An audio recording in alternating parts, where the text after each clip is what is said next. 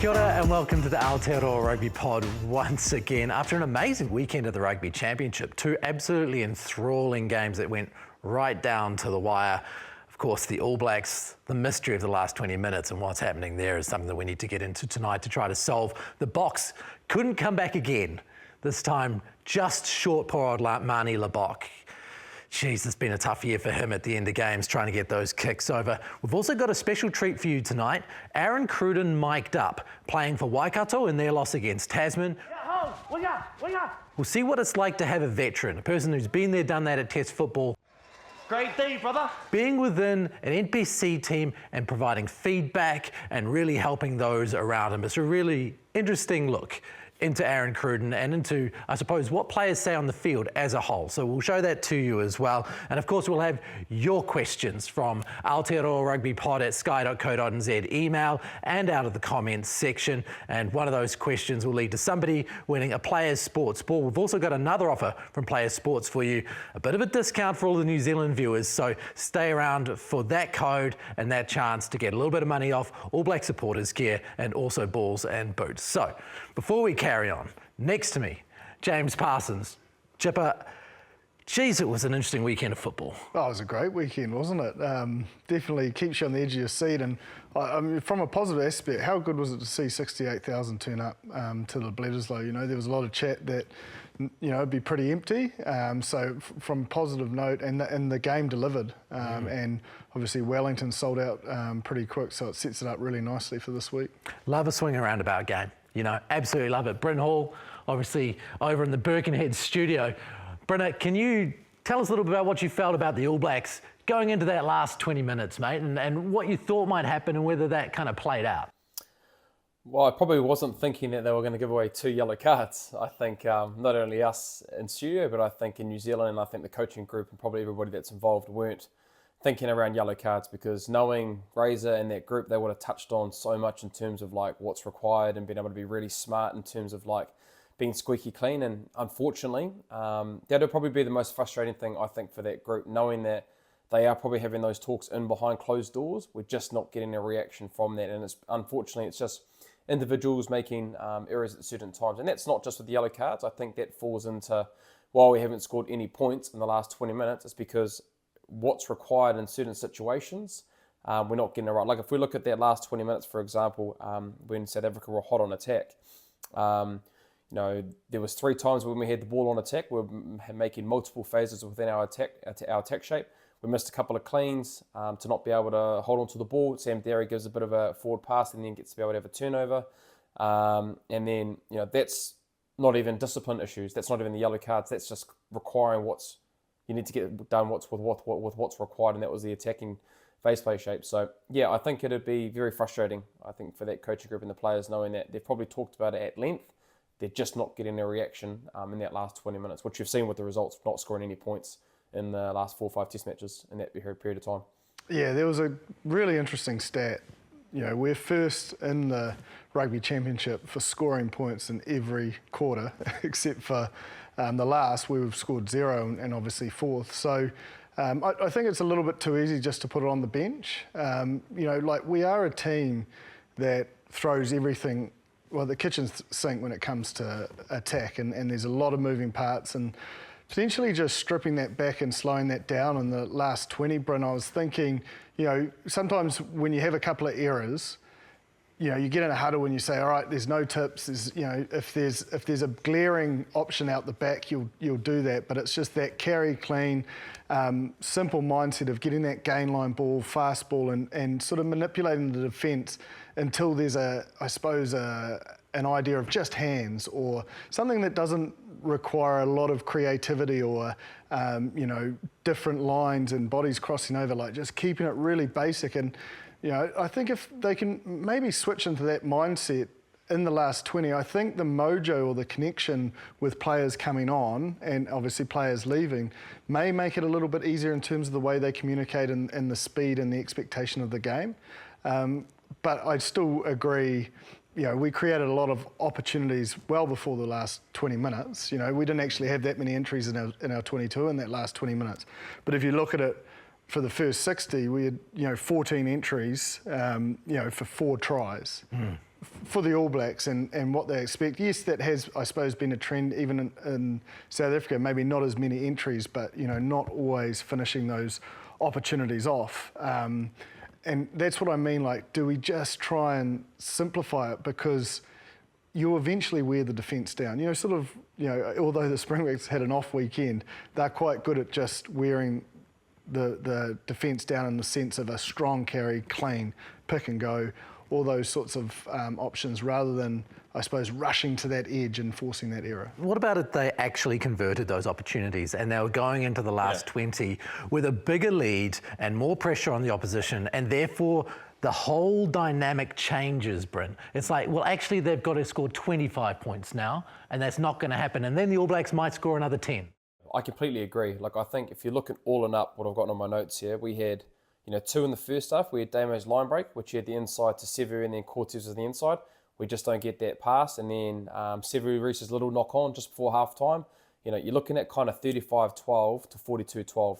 And then I think that the game is much more different. And I guess the belief from the Australians probably isn't to the extent where it was on the weekend. And then if you're looking just after half time, same again. If Damo had his time again, he's probably just passing that in the inside to Big Tams, and then again we're able to then accumulate points with the dominance that we did have. And then Artie was held up in the 57th minute, and then the turnover click play, which would have been a great try, probably world try of the year with Cortez Ratima, but that's 4 or 5 opportunities where we just weren't able to score the points. So Ross, I think if it was done a little bit differently and we did score points around that, scoreboard pressure, it's completely different in the mindset of the Australians, that they don't feel like that they're in the game. So I know it's not great that we weren't able to execute, but the great thing that I love seeing is that we are having multiple opportunities to win games, where I think probably 12 months ago we weren't having a lot of opportunities and we were frustrated in our attack. But if you look at it on the weekend, we can attack. There's no doubt about it. It's just being able to, I guess, finish those last passes or get the job done with whatever that looks like. I think that's a good point, Bryn, because you'd actually rather be in this position, that your attack structures are creating opportunities, but it's the final sort of pass or execution of it. And it was the third quarter that was where we missed out on points the most. Australia gave away 6 penalties. We gave away 5 in the last quarter, so that gave the Aussies that opportunity to attack, as we saw, and edge that sort of comeback. If we could have taken or made the most of, I suppose, the ill discipline of the Wallabies in that sort of 40 to 60, we probably wouldn't have needed to be fixated as much, and or made subs a lot earlier. Because when you get the score a little bit further out, it gives you the confidence to maybe remove a Lomax earlier and remove a Cody Taylor earlier, and potentially even put Harry Plummer on a little bit earlier, whatever it may be. But because we missed out on those opportunities, almost you could feel the tension building. Where I was watching it, you could feel the tension building. But I know we're focusing a hell of a lot on attack, but I actually am impressed by the attack and what it's creating. Where I think they'll focus the most this week is defensively, and how they were broken a lot on the inside. So if we use McWright's try first and foremost, I think that's just a system thing. I don't think that's that big a deal. I don't think we have been broken set piece wise. We've been pretty solid defensively from set piece, but from a technical point of view, obviously because it was an overthrow, Cody Taylor comes and backs lifts, so he's not that connecting defender to the first defender that's out in the back line. And normally what you do, if the hooker comes in, normally someone from the front of the lineup that isn't being used, which I think it might have been Ethan de Groot in this situation, will leave early, because if one comes in, one's got to go out. We'll leave early and then fill that gap. But the beauty of it is the throw was flat. They lifted, so it genuinely looked like, that's what it was designed to do. And Joe Schmidt's the best at this. He clearly would have seen that they were slow to fill that gap, and that's what they would have created it from. And then it was just too late, because everyone was expecting someone to fill the gap, so they didn't react to Cody, because some systems are that person will stay there, and then if Cody goes in, then these guys will just tighten and jam, and then potentially the space is out wide. So whatever their system is, that's a missing pass. But I don't think that's that big. They'll clear that up. But in phase play, in and around the ruck, and they came back in, or they scooped and pick and went through there, I think there'll be a big focus on making sure that those bodies that are, I suppose, the first 4 bodies that are in and around that ruck are coming up square, and then they're doing their second job. Because sometimes with forwards, and I was guilty of it a lot when I played, is you'll see the pass go across there, and you just assume sometimes that, okay, they're going to hit that pod there.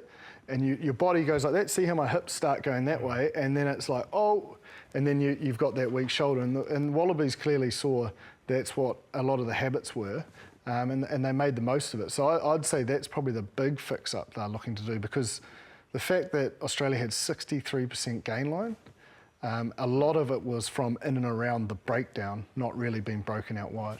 New Zealand had 53% gain line. That's a very high gain line percentage for football. But I think that's what was our attack was just that final skill execution. Like our attack's in good shape. Joe Schmidt has seen a trend in terms of what he saw in and around the transition area of that particular type of line, knowing that Cody was going to lift. And so, it's great now in terms of like what Joe Schmidt is thinking. But I think for us, our click attack has been really, really good in our counter attack, and I think just our general face play shape has been really, really good. Like, I guess it would be great to be able to score more of a set piece, and I think we have seen a little bit in the first part of there where we have been able to, I guess, get through our strike attack. But I guess it is an area of concern, I think, more so on the defensive side, that teams are seeing trends, and I guess we'll not be able to adapt and see those pitches on the run. And if you look at the New Zealand strike attack, I'm struggling to remember a lot of strike attack where New Zealand's really made something happen from the first 3 or 4 phases, outside of things that have happened from a turnover. But I think you've got to be fair that not many teams do score off phase 1, and if you look at it, for the most part, the strike has manipulated the defence in a way that they have bent the defence. It's not necessarily always ended in a line break, but it's put them in a position where they eventually get to a metre, and then that's when the error happens. So, or they've got no one in front of them, and it's that pass when someone tries to shut down their time and space. It's that pass that ends up going forward. So if the solution to not losing in the final 20 is to get yourself in a position where it doesn't matter what happens in the final 20, how do the All Blacks go about cleaning up a foot and touch, a little knock on, a forward pass? Like, it seems to be a variety of things there. That's what I was trying to say, is like maybe we look at the last 20 as sometimes teams look at the first 20 and just keep it simple. So when changes are coming on, it's like, okay, we're not tipping, we're not carry cleaning, Darry's just going to catch it and hit, and he's going to get clean through that, and then we're quick ball. I just think that may give them their confidence back. And in the first 50 minutes when they're making them but not finishing them? Yeah, there's only one, I suppose, solution to that is be patient and take one more ruck maybe. Rather than trying to score in the first or second phase, it's, if that pressure's coming on and you think your skill set can't get there, then take the hit, fight, and then reset and trust that you're going to manipulate the D eventually. That's the only other option, is not to throw the pass or not to get to the edge and run out, or all those little things. Step back in when you're near the sideline. And then sometimes that makes you feel a little bit tight. No different when you've got a bit of pressure on you feel a little bit tight, but you've got to get through that to be able to try and find a way to get that job. Because look, if we look at some of those examples, like just balls on the inside, when would we say Damian McKenzie really wouldn't put those passes inside to that person? In rugby, at Mitre 10 Cup, for the Chiefs, you just don't see it. Do you know what I mean? So like it's just an individual thing to be able to get that right, and understanding you've got to be able to do it under high stress pressure. Ironically, Sometimes the turnovers that are caused and that loose ball is what's putting the defence under pressure, which leads to Caleb Clark feeling desperate, and that's where the ill discipline comes from. So, I mean, that ball security and sort of just keeping things simple may or may not work. I don't know. It's just, I've just been trying to think what's something that can get their mojo back, and I just think stripping things back, and if in doubt, tuck, set one more ruck. But I know those coaches, and Bryn will know better than me, they want you to pull trigger. Yeah. They will want you to pass that pass. You've got to have the skill set. They've got an All Black standard expectation, and they drove it, at the Crusaders. They're now driving it then. So for a player, they are expected to execute that, But what I'm saying is, I don't want to put the shackles on people, but maybe within their system, is there a way of just simplifying what is run so that you can be a little bit more accurate? That's the hard part, isn't it? Understanding what the system actually is to break this all down. Yeah, well, I mean, I've had to watch it, 2 or 3 times to try and see where it, and again, what I saw, especially in the last 20, is the errors actually led to the defensive struggles, which led to the penalties. So it was actually the attack that put the defence under pressure. Because initially after the first time watching, I was thinking, man, the defence has not gone great today, and then the stats sort of show it, but it's actually from the turnovers and that broken defensive line is where the pressure came from. So it's that hustle. You don't see that coming. You got to hustle back into a spot, and if you're not there quickly, yeah. Well, but normally, because it's not a new thing, it happened against South Africa, and we defended it really well and reacted well. I think Australia did extremely well, and they came with a plan. They looked like they knew that they just wanted to attack in and around the ruck. They wanted to keep coming back inside, and that's where they got their gains. Nines running and so forth. So they came with a clear plan, and Joe Schmidt's done it before to the All Blacks. You remember the scrum, I think it was in Dublin.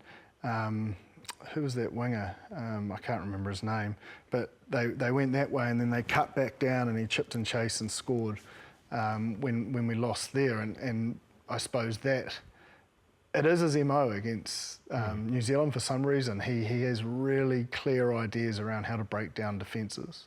And he's been inside the team, so he's got an even better idea. Brent, are you seeing that from the All Blacks coaches, though? Are you seeing an identification of a weakness in the opposition and a relentless focus on attacking it? Or are we just seeing the All Blacks focus on their own approach, which is, whatever the structure might be? I think they'll be focusing on, obviously, a core skill in the execution within their phase play shape, right? Being able to hone in on that and being able to get that right every single day with the micro skills that are involved in and around that. But I think our attack's actually pretty good, man. Like, we talked around a lot playing South Africa and the line speed pressure, and even the England series. We talked around not being able to get past it. We've massively evolved around that, and we are scoring points and having multiple opportunities. Look at the game on the weekend, look at the 2 test matches against South Africa, and the execution thing is probably the only thing that's letting us down. And I can live with that, because the execution of it is like, the individuals, you've got to be able to nail that and own that. But if we weren't having opportunities and we weren't having that attacking ability and being able to, I guess, put teams under pressure, then I'd be asking different questions. Which I think was Australia, don't you think, Bryn? Like when we were talking about Australia last week, they didn't turn much ball over, but they weren't breaking down defences. They definitely had a change in their attacking structure. And I suppose that, to give you an idea of what the other option is, no, you don't have errors, but you actually don't move anyone. So then you just basically have to kick it back and hope for a skill set error through a kick chase or something like that. You don't want to be running at brick walls all night. I honestly, breaking down defences the way we are at the moment, I'd much rather that issue to fix the final pass than having to say, okay, our attack structures just are not manipulating defence. Our emails have been coming in, lots and lots and lots of them, pretty much all of them about the last 20 minutes, whether it be about the bench or is there a disconnect between the coaches and the players and all of these kind of things. One that I found really interesting, and you touched on it earlier, Brenner, about when Harry Plummer came on. Look, he came on with 5 minutes to go. I just wonder, we look at this question here from Richard McTague, and Richard, you can have the Players Sports Ball for this question. It says, obviously, Plummer was only considered injury cover, but 5 minutes? What confidence does that give the player that they belong? Let's face it, the starters weren't making an impact. Any impact player, which is Razor's term for the bench, should have a minimum of 15 minutes to make an impact. This is why the bomb squad works so well. Surely Razor should be building confidence in the 23, not just the starters. Yeah, I can get the emphasis on the 23 and coming on earlier. We've spoken at length around this and, what used to be a massive strength of ours. If you look at it on the flip side, the game was in the balance with 5 minutes to go and he was put on. To me, that's massive trust. That's as big as it gets. Like, he came on, they were about 30 out and they score and they win. So I saw it as a massive amount of trust in what he's shown during the week to be put on at that time. Yeah. Like, that was the Especially most pressure the throughout that whole 80 minutes. Seriously, like, debut, go out there. Bledisloe on the line, you're out there, you potentially, could be the person that makes the mistake that lets them have one hand on the Bledisloe, but he didn't, and he put him out there and he trusts them. Yeah, and I just want to say this, we've got to also understand with the substitute is that we had 2 guys that were in the bin. Do you know what I mean? So like 2 backs that were in the bin at the same time, so multiple times. So like it's tough to be able to bring someone on in that kind of passage of play as well. So like, and I think if you ask Harry, I'd tell you what, he doesn't care how many minutes he got. The fact that he was able to get 5 minutes and being able to, say that he's an All Black, it's obviously hopefully with the notion now that he can be able to back up and get some more tests in the future. But I agree with Jip. Like, I thought to myself, I was like, man, are they going to put him on? And in that situation where the game was in the balance, even though he didn't touch the ball, but obviously made a defensive tackle, they felt enough confidence to be able to at least put him on to get his debut. So, and it's situational. You got to set him up to be able to put him on the right scenario. Now, look, if we got our stuff together and we're able to put points together, then I think Harry Plummer comes on. But I think with how the game was going, we weren't scoring points in that third quarter that Jip alluded to. Then we went to 2 yellow cards, and then it was getting really tight, and then we were obviously in a really difficult situation. So, yeah, I can see where the question's coming from, but, I can understand why he was put on so late. Just one person that I did want to highlight was TJ Perenata's influence in that kind of last 15, 20 minutes in terms of his defensive efforts, being able to get back, especially with Tate McDermott. He did a massive tackle in terms of coming out of the line for Jacobson's steal. He was able to obviously come out of the line and made a big defensive effort there. And then the last play was the stacking the ball with Artie at the end to be able to win the game as well. So, look, I think we have talked around our bench coming on, and obviously we haven't put on points for a long period of time. But look, I thought his involvement along with Cortez Ratima, who started very, very well in that test match in the 55 minutes he got, but what TJ was able to bring on defensively and the effort areas was massive, I guess, in getting that result as well. You have to think, although we'd love to see him back at Harbour-Bryn, Wallace Sititi's nailed down that 6 jersey. Yeah. He looks right at home. I don't know how it works with Blackadder coming back, but I just don't see now with the balance and what he's produced how you could remove him. And defensive line-out work, he was up in the air a lot. In terms of our line-outs, he was up in the air. So he's made a real improvement in that set-piece work.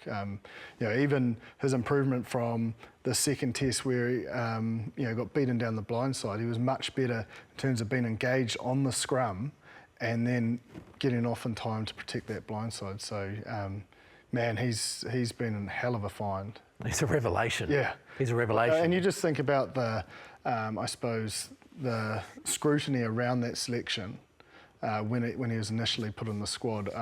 Everyone saw it as a Hoskins versus Wallace.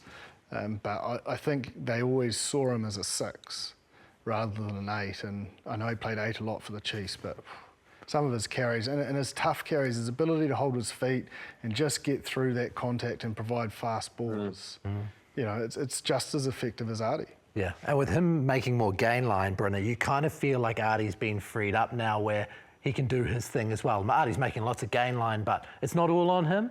Sam Cane can clean 25 rucks. Wallace Sititi can get over the gain line, and Artie Savia can be Artie Savia. Yeah, well, that's it. It's the balance. Like Jip's talked about it a lot in terms of the nucleus of that loose forward trio and being able to get to their strengths. Like Sam Cane, all the things that you touched on there, all the dirty stuff, we're able to clean the rucks to be able to get that right.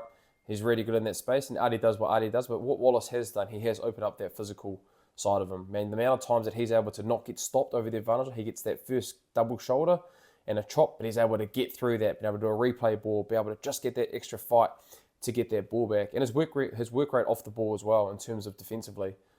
He's massive, so he's got a big engine. You can probably see that's the reason why Razor has selected him. He's talked around efforts, both on and off the ball, on both sides of the ball.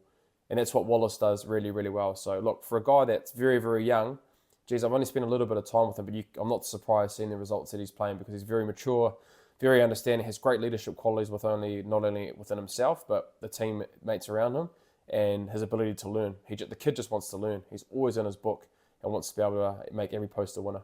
When he came on the show, I was so impressed. The 15 minutes we spent with him, just level-headed. And I think Artie nailed it. Like I couldn't probably articulate it from my experiences with him, but he does have wisdom. He's like an old soul, like he does. It's just the way his soft nature and the way he delivers or talks about anything just seems like it just comes from such a depth of thought whenever he speaks, really. And I thought, when I heard Artie say that, I was like, that's so spot on. I couldn't have put it like that, but when he said it, I was like, that's exactly who he is and how he behaves 24/7. So the question I have is, if these current three are working relatively well as a loose forward trio, and you're doing like-for-like replacements, when Sam Cane leaves, who is the best like-for-like replacement to make that trio work in the long term? Well, you'd have to think, based on numbers, Ethan Blackadder. It's like, to show Sam Cane's worth and what we're trying to talk about is the Tamaiti Williams no try with the inside pass. That the speed and desperation to get on that loose ball that created that opportunity. It was a lot closer to a lot of orange jerseys. It was miles closer to a lot of orange jerseys. But his desperation and want to dive on that ball to create that opportunity, that's as big as Artie's try. That's as big as Wallace's carries, if not bigger. Do you know what I mean? Because it created an opportunity for us to score, and that's what we mean. And if you look at Ethan's numbers, even when he was at 6, sometimes he had higher numbers than Sam. Yeah, he's an absolute workhorse motor. Can Dalton play that role? Absolutely. But can he be a massive solution off the bench? Yeah. Dalton is a power athlete that can play 6, 7 or 8 and because of that potentially, well, mind you, Ethan can play 6, 7 or 8. But what Dalton could potentially do against tiring bodies, could actually work as a 1-2 punch. Well, thank you very much for your question, Richard McTagg. We'll get you out one of these Player Sports balls. And I mentioned earlier, we've got a good offer for you guys out there. Go to playersports.co.nz, or you can go to the QR code on this page. Put in the ARP code, which is RugbyPod20, when you go to the checkout. Then you can get 20% off all Blacks kit, balls and boots. That's a hell of an offer from Player Sports. So if you're in New Zealand, go to their website if that's the kit that you want, and Player Sports will look after you. So keep on tuning into them, keep on tuning into us, and we'll look after you along the way. Look, there were other things that were happening within that game. We touched on the effect of TJ Perenara coming on. He's also leaving. Ratima looks like the business. Yeah. So when Cam Roigard comes back, and he's going to be coming back, pretty soon. Be a good battle. What do you do? Is it that Ratima is a good fit at 9, Brynner?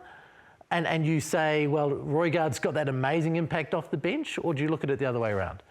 The way that Cortez is playing, it's very hard to be able to say, let's be able to put Cam in there straight away. Now, I think Cam is going to get an opportunity just with how good he is, and he will get an opportunity, I think, at the end of the year. But what it has done, it's not just like a foregone conclusion that that Cam was going to be the number 1 because of how Cortez is playing. So I think it's going to be a very good battle. I think it's going to be a very good battle for the next World Cup cycle. And this will just be the first step, the first part of these two being able to go hammer and tongs for whoever's going to get that starting point. But with how Cortez is playing, geez, for a kid that is at his age, his debut season, very, very impressive. Now, his support line's great. His defensive, his communication is great. But what I'm really enjoying, especially at a young kid's age, is the execution of his box kicks. His box kicks were right on the money in terms of being in there contestable, and even his long and outs were very good on the weekend as well. So in terms of your core skills, and I know Scott Hansen will be very, very good in around. He's very, very hard on your run pass kick. He's doing that very well. So I look forward to seeing Cam because he is something different. We've talked around that he has a possibility of that kind of DuPont kind of style with how he does play. But it's going to be a great battle. I'm really going to look forward to seeing their battle for the next couple of years. Cortez has looked really good when he's come off the bench for the Chiefs too. He can provide impact. Maybe not in the same way. Don't forget against England. Debut, called up onto the bench, and then there's an injury, and really impressed by the way he's actually distributed and delivered in both roles. Yeah. Now I know why he benches about 180, because he's got that nice little fend. And you see it just straight on the chest. Remember Carter used to do that? It was just like straight on the chest, and I think he did it to me once, and like you just grab an ear. Yeah. It's like that. It was just so nice. It was just full of power. I think it was Cotton Betty as well. Like, it's not a little man that he was pushing off. Take us back. He benches 180. Yeah, he like benches with the type 5. Like he benches like massive amount of weight. That's insane. Yeah. I think it's 180. Yeah. I'm pretty sure it is. It could be even 185. Yeah, what's your PB? Well, it's not that. I think the best I did was 170 for 2 Yeah. when I was playing.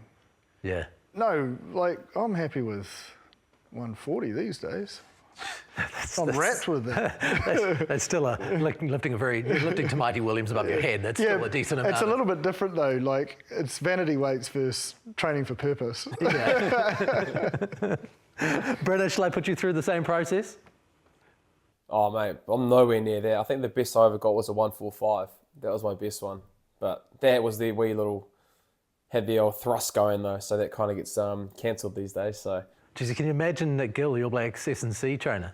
I'm pretty sure they put a video up on social media, and that's where I saw he was literally benching with props. Yeah, I think Asafo Moore's probably the one that lifts the most though. I think he's around 200. You'd have to think Tossi's up there. He's around 200. I think so. Yeah, there's a lot more Asafo Aumua. Yeah, I know. But 20 kgs at that weight is quite a significant amount. It's a significant difference. But Asafa's chest is out there, so he just has to go to there. Whereas little pigeon chests like mine, you know, it's You've got to go the whole way. That's what I'm going to tell myself. So much more effort. Fair enough. And Brendan's got long arms. Yeah. Hey, Brendan. Yeah. Oh, mate. Nowhere near those kind of numbers, lads. Let's just move on. There's absolutely no chance that I'm getting that up, ever. No chance. Right. While we're talking selections, let's talk about number 10. We spoke about Harry Plummer.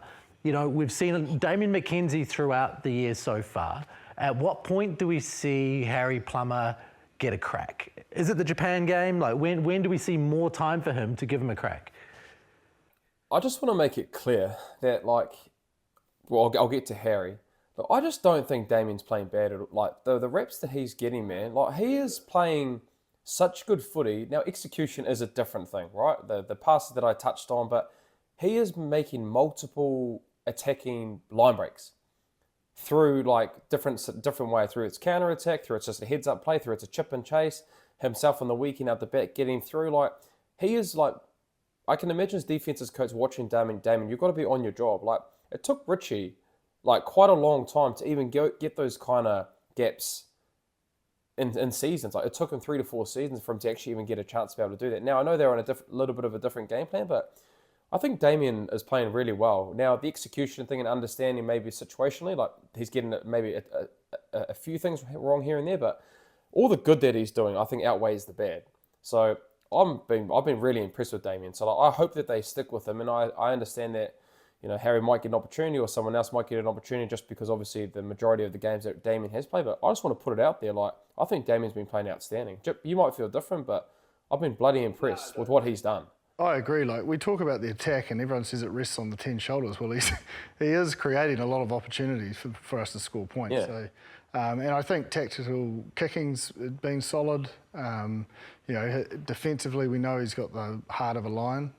So I don't see it being changed this week, no. So is he just a scapegoat? Is that what's happened here? People don't understand and they go, okay. I just think we're not winning by plenty, or we're not winning, and it always falls on the 10. It doesn't, like, we've been in teams, Bryn, where, you know, it's not actually the 9 and 10's fault, but it's like they get the raps when it's all going well, but they get the grief when it's not. And it's only because there's not necessarily full understanding, even for us that watches, you know, these games 3 or 4 times, of what they're trying to achieve. Like, we don't actually know their systems. We're working it out from afar.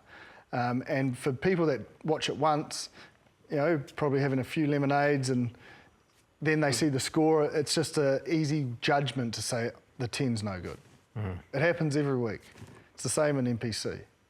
10's no good. Yeah, but like, it's actually not true. And if you think as well, that's not just the Damian effect. Like, how many times did we hear Richie and Bodie?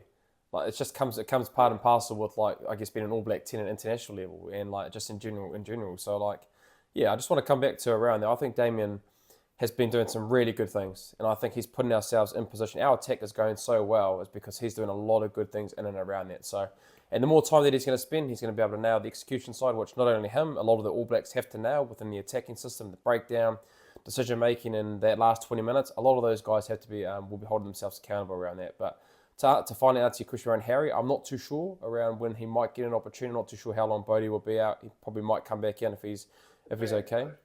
But yeah, like Japan would be a perfect opportunity. I think is Stephen Perifetta Not flying sure around? where he's at. I haven't seen him come back for Taranaki, so Yeah. unsure on that. But he's obviously done enough. You don't get put on the bench in a big game like that if you haven't impressed enough to warrant playing. Let's talk a little bit about the Boks versus Argentina, the other big game this weekend, which started in an incredible fashion. Just the Boks all over it. I thought it was all over when Creel went through. Yeah. I was almost like, oh, I'll catch the highlights. Yeah. But then when the Argies started coming back, and mate, they had 12 rucks in their 22 and scored, was it 4 tries? Yeah, 9 visits for 4 tries with only 12 rucks in the 22. But if you look at South Africa, where their game fell over, they had 14 visits like the All Blacks for 3 tries, but they had 36 rucks in total in the 22. So they just couldn't get past phase 2.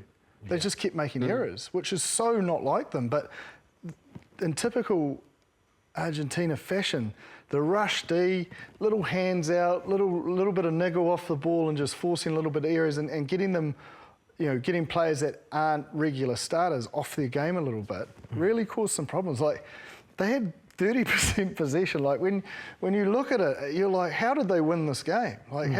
But there was a period of 20 minutes, the second 20 minutes, they came back and took the lead into the half. And and then they just held on. Like they scored 3 points in the second half. They had no ball. They had no right to win this game. South Africa, I thought Lebok, to his credit, he put a beautiful contestal up where Creel knocked that, I can't remember who took it, but knocked the player into touch. From there, he went up again, forced a knock on. From that scrum, that first breakdown, there's the penalty. I was like, man, in terms of Lebok, if he kicks it, he's a mastermind. But people forget that instantly because he has had a past of, in the pool play against Ireland, missed kicks that didn't allow them, although they went on to win the World Cup, it wasn't the end of the world. He has that history, and when you do it again, and it was quite wide, and it wasn't the most difficult. I had friends text me.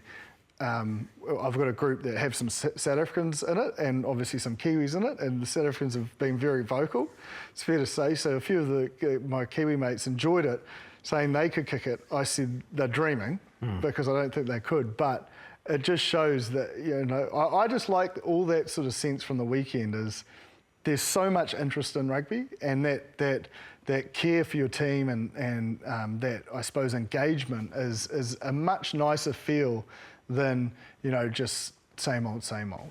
So from a rugby point of view, and because I'm not passionate about the Springboks, it was good to see. I know I'm about Malcolm Marx. I am passionate about Malcolm Marx. Yeah. It was great to see him play 69 minutes too. But I do think I'm going to cop a lot of heat now in the YouTube comments and so forth. Well, I mean, it's an interesting point that you make. He got them into position to win it. He couldn't deliver the win, but if he hadn't done the things beforehand, they wouldn't have been there anyway. No. So, but there were so many errors before that kick, like 30% possession. The Argies did tackle at 90%. I think defensively, for the little ball Argentina had, they did the same stuff out on the edges as they did to Australia. South Africa tackled at 71%. I don't remember a time in history where I think South Africa would have tackled at that percentage. So again, it just shows you a lot of change, getting used to each other and systems. Even the best in the world can make those mistakes and lose test matches. But this is the Rugby Championship we want, Bryn. It's the Rugby Championship where Argentina beat each of the other teams in a series, and we don't know what's going to happen each weekend. We've been asking for this for a long time. Oh, absolutely. And you're right. If you look at you actually wrote down, I said all my stats strip, and there's probably one thing as well that I saw. South Africa only had 2 mauls inside the 22. I actually had to read my stats and actually see if that was right. But we touched on, if you're going to give them multiple opportunities at maul time, you're going to they're going to score tries, whether that's off their line out maul or it's been able to then go into that 22 metre zone, which Strip just touched on. They were very poor, being able to not get past second or third phase. So they weren't able to get that right. And then I guess the attacking ability, if you look at Pablo Matera's try, hopefully you can clip this, Ross, you look at the whole back line off that try. So they've obviously got to a third, 2/3 of the field, being able to get to that part of the field, and then they all end up folding all the same way. The whole back line ends up going, and they're leaving about 3 or 4 South Africans that are on that short side because they're folded. And then from that, the animation and the questions that need to be asked, because you've got the whole back line in and around that with animation, downlines, and being able to use those players. It's really hard, even with the line speed pressure that the South Africans do, it's hard to be able to count that off and see where they're going. So they've done that this week. They did that against the Australians and scored multiple tries through that kind of face play shape. The execution was better against the Australians, but they were able to do that for 26 points after 17 points from the South Africans. So like they were able to score points when they came. And I think as well, that last 20 minutes, I could be wrong here, but the conditions must have played a big factor as well within that discipline, the mistakes and turnovers from the South Africans, because it looked like the first 40 minutes both teams had blown a motor. They scored a lot of points in that first half, and then that second half, through maybe fatigue and the hot conditions, there wasn't a lot of points scored that next 40 from both teams. And a big party, I'd say, after. Well, that victory. stadium itself looked like a party. What a stadium. It was built for the Copa America or something, they said, and it's an amazing stadium. It was beautiful. Those football stadiums, they're glorious, aren't they? Yeah, it was very nice. It was round, which is... I love those, when it was overcoming that shot where you see it. The Super Sport are good with little drone shots like that, aren't they? Yeah. Was it Super Sport? No, wouldn't have been. No, well, it was ESPN, ESPN. Actually, Brynna, I was in Christchurch the other day and I was driving past the new stadium down there. Wow, that looks like it's going to be cool, eh? It looks in a great spot too. Yeah. Yeah, it's going to be so good for the city. I think, we're going back a little bit here.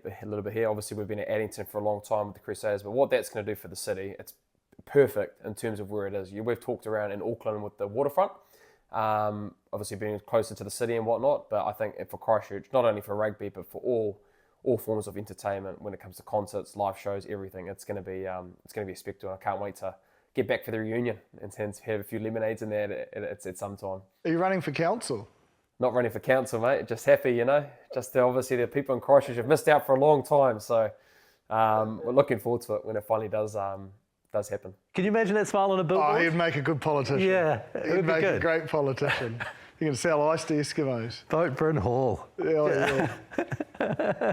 It's definitely going to happen. Now, look, the other thing I promised at the start of the show was mic'd up with Aaron Cruden. So we put a player mic on Aaron Cruden the same way that Sean Stevenson had one a couple of weeks ago, and he played for Waikato against Tasman. Tasman came through in the end with a late kick again, but Cruds came off the bench. And so we got to see what it was like for a veteran player, over 50 test matches, 35-year-old guy within that kind of squad, being able to help out his team. Go boy, inside. And again. Great start. Keep going, Ux. Go, Ux. Go, boy. Take him. Oh! So hopefully it's the same when you get out there and if it's on to run. If not, we just play our system. Hello, guys. Thanks for coming along. Here. Carry, boy. Oh, come! You're right!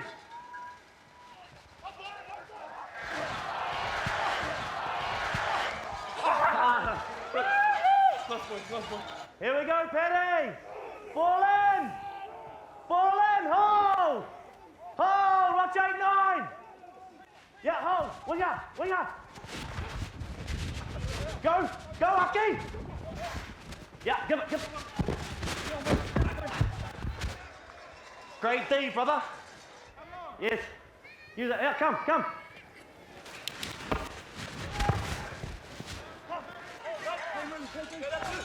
Hold it.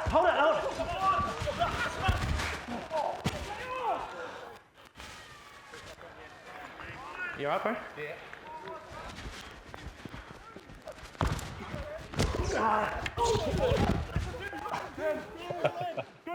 Here we go, Dale. Call your break. Watch 8. Kick pressure! Oi! Come! Kick pressure! Go!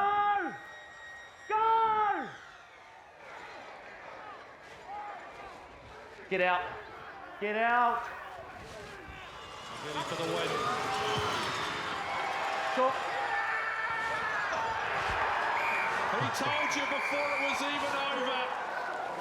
And Tasman. Thank you very much, eh? Thanks, mate. with the Well done, bro. victory. Playing some great. Yeah, you too, bro. Good to see you. Cheers, bro. Good to see you. Simulsi, well done, bro. It's hard to stop. Thanks, mate. Cheers. Thank you. Goran, mean, bro. Awesome, bro. Keep it going. Well done, bro. Massive. Mecca, well done, bro. Got the boys going well. Young man, great kick the other week too, bro. That was unreal. Thanks, bro. Massive game, bro. Well done, eh?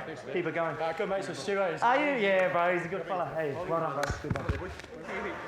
Hello. Louis on. I don't know if you're allowed over there quickly. Yeah. Thank you.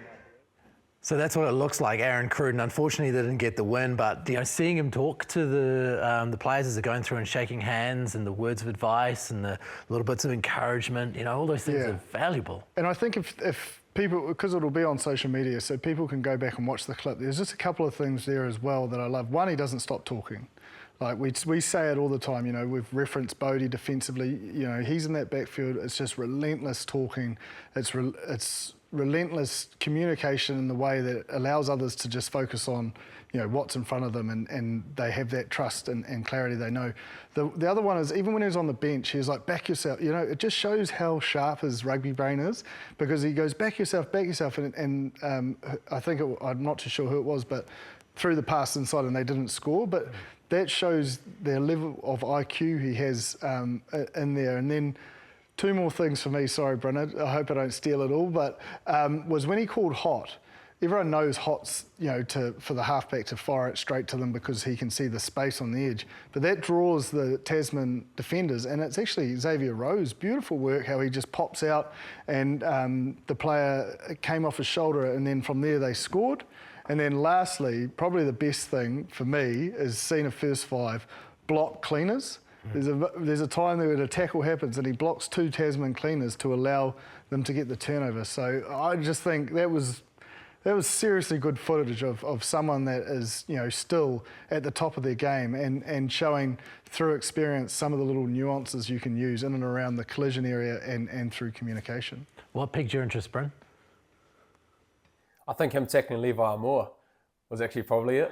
I think putting his body on the line and being able to see the big fella coming at him. So yeah, I really enjoyed the bench chat, because I think it's really, really important. We've already kind of touched on it, but I think what that does for those players, and obviously they didn't get the result, but if he's coming from the bench and being able to have those conversations with those young guys, it's setting them up and giving them confidence.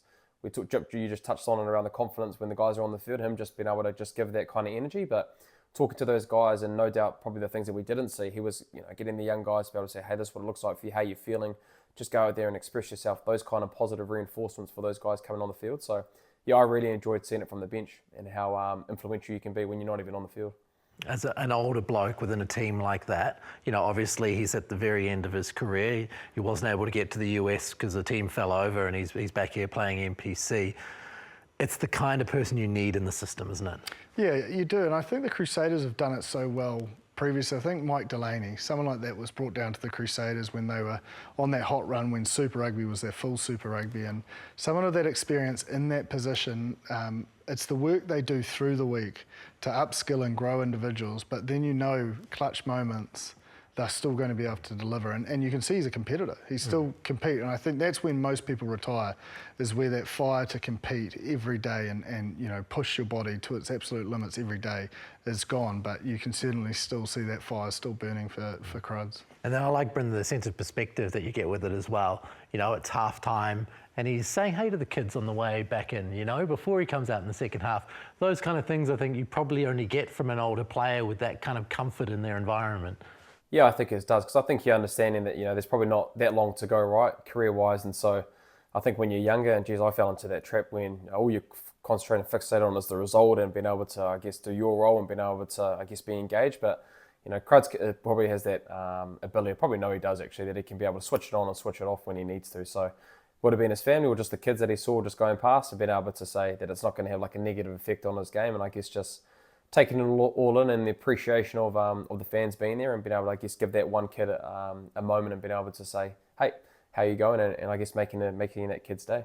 Very good to watch. I really enjoyed that. So thank you to Aaron Cruden for participating in that, as well as the Waikato Union and all of the people involved to make that kind of thing happen, to really give us a good insight into rugby. So That's all but our show. Let's have a look this weekend. What do we expect out of the results this weekend? Australia come to the All Black graveyard, Wellington.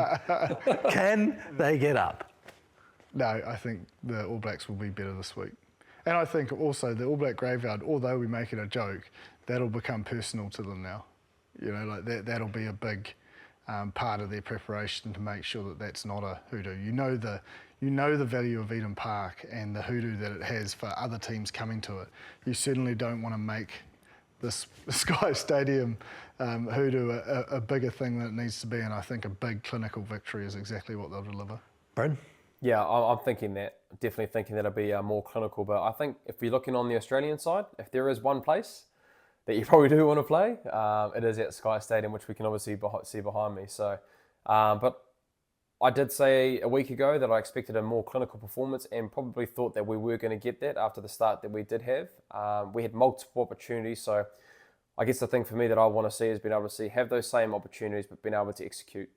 It's been a little bit of a trend of us not being able to finish things with whatever that looks like, and I want to see that, and probably we are going to see that depending on weather conditions actually. Hopefully it is a dry night, but it might be a little bit dewy at this time of the year, so can we do that skill set under that pressure with a little bit more dew on the ball?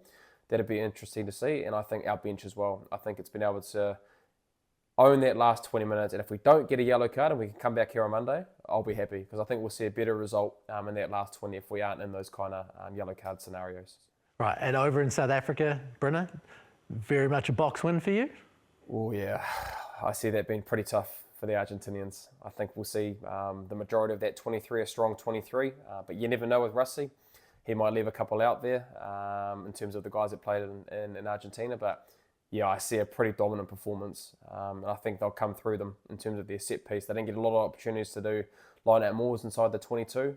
Their attack's going to be all good, and defensively they'll be better around that 71% that Jip alluded to, but yeah, I see a big response from the South Africans this weekend back at home. That's an interesting point. Let's say you take Mani Lebok and you are Rassie Erasmus. When you look at that, do you say, get back out there, bro?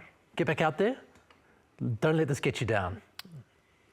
If he was their, I suppose, future starter, potentially, but it sort of feels like he's fourth or fifth in their pecking order. Do I have to take you back to 2011? Eh? Do I have to take you back to 2011? Yeah, I know, but they weren't actually prepared. They were just thrown into it, so it might be better just to throw them in once we're in 2027 World Cup. But no, I don't think he's high enough up the pecking order to get another shot. If if he was number one or number two, then yeah, I think you'd push him straight back out there. But for you, it's a Boks win. Yes. Well, there we go. The Boks take out the Rugby Championship this weekend by the sounds of it. Thank you once again for joining us on the Aotearoa Rugby Pod. Really appreciate you coming along, join the show. Send us emails, aotearoarugbypod@sky.co.nz. Get into the comments section. Love reading through those. Thank you to everyone who helps put the show together. Thank you to Jipper. Thank you to Bryn. Thank you all. We'll catch you again next week. Mā te wā.